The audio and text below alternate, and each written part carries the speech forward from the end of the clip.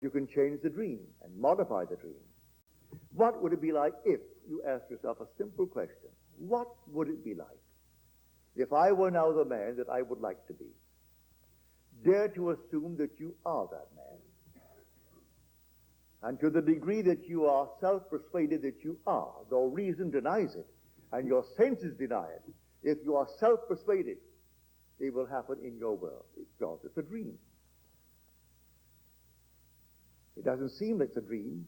I tell you, it is a dream. The whole vast world is a dream. And you are the dreamer of the dream. Know what you want in this world, and only that, and feed yourself that. What would it be like if my friends, my family, I, well, you name it, if we were now what we would like to be? And then persuade yourself that it is. How do I persuade myself when reason denies that I am? When my senses deny that I am? Well, if I know that I am all imagination, can't I imagine it?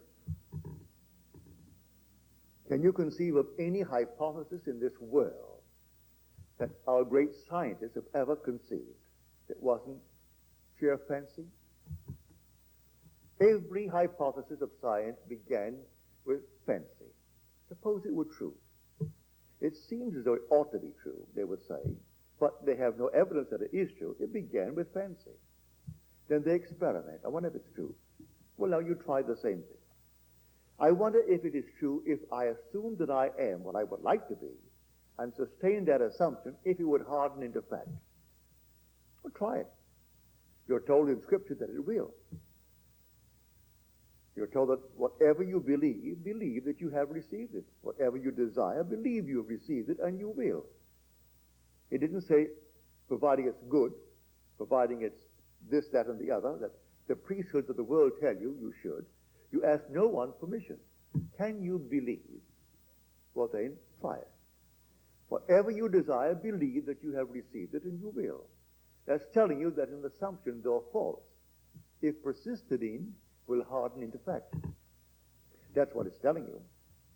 Well, now I'll go to bed in the assumption that I am, that those I love are what I would like to be. I'd like them to be. And then see if my persistency will prove it to be a fact. Well, if it proves it, well then what does it matter what others think? If I have evidence for a thing, does it matter what the world tells me? I will tell it to others in the hope that they'll believe it and become free. But if they don't believe it, at least I've done my duty. I've told them. So may I tell you, you are infinitely greater than you could ever, entombed as you are, know yourself to be. It's only when you break the tomb and come out do you really realize who you are. And when you read the book of books, the Bible, and you see that all that has happened to you, it was all there, but it was said of another. And you are taught to believe that he was another. He is the pattern man. Jesus Christ is the pattern man. So when you actually experience all that is said of him, you realize who you are. He is the pattern. And you are following a pattern, and it's a perfect pattern. Everything said of him, you're going to experience of yourself. If you want to tell it to someone, tell it. If they don't believe it, it doesn't really matter. They can't undo it by their disbelief. Well, I tell you what I know, what I have experienced. That your eternal body is your imagination. It's immortal. It cannot die. And you'll awaken in it, and unassisted by anyone, you'll come out of it. You come out of the tomb. As recorded in Scripture.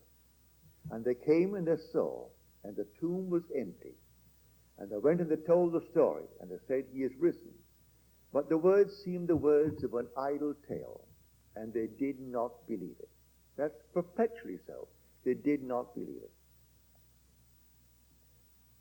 And so to this day, it is still told in an erroneous way. The churches are not telling the story of the gospel. They tell it as secular history, and it isn't. It's salvation history. The whole thing is contained within you. the immortal you. And you saw it all before you set forth.